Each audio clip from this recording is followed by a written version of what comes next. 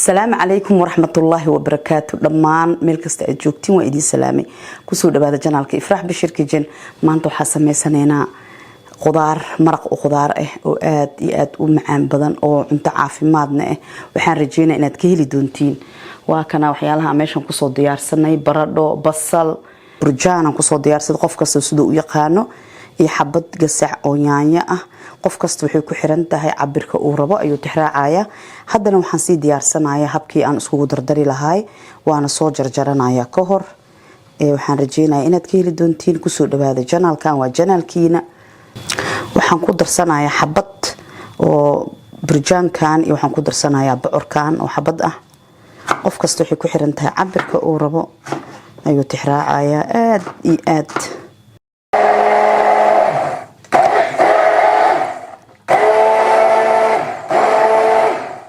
walaalay waxaan halkan aan ku shubay marka hore saliid oo 3 qaando. digsigan hadda aan u jeedin saliid badan ma qaado. saliidii aan ku shubtay dhan caadi u soo tufaaya digsiyada oo noocyada kale saliid badan oo u baahan yahay cuntada in lagu dalco. laakiin kan saliid wuxuu qaadana hal qaando hadda ku shubtay halka qaando waad ka dhax arkaysaa kor uu soo kuraya ma sha Allah. digsigan madow aadan u jeclahay cunto karintiisa. haddana waxaan ku shubay hal xabba basal aan soo jarjartay ayaa halkaan iigu jiro. haddana waxaan ku darayaa halkii gasac oo yaanyo aan soo shiiday.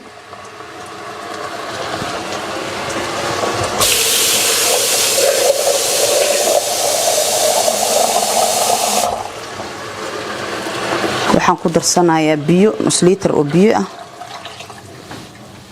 waxaan ku darsanayaa hal qaando oo cusbo. waxaan ku darsanayaa xabad kala jumbo. waxaan sugeynaa ilaa 5 daqiiqo ilaa nooga soo karkaro. kadib waxaan ku darsanayaa baradhadii 5 daqiiqo kadib waxaan ku darsanayaa baradhadii iyo karootadii. haddana waxaan sugayaa ilaa uu ka soo karkaraayo baradhadii ilaa 7 daqiiqo kadib waxaan ku darsanayaa bocorkii iyo burjaankii aan soo jarjartay ayaan dib ugu sii darayaa. 7 daqiiqo kadib waxaan ku darsanayaa waxaan isku soo shiitay toon iyo kabsar caleen. waxaan kaloo ku darsanayaa bocorkii hadda ku darayaa bocorkii burjaanka hal mar ayaan isku daraa.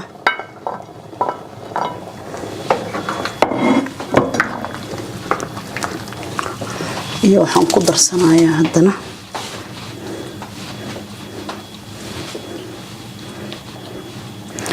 waxaan ku darsanayaa basbaaskii 3 xabo ayaan ku darsaday basbaas ah.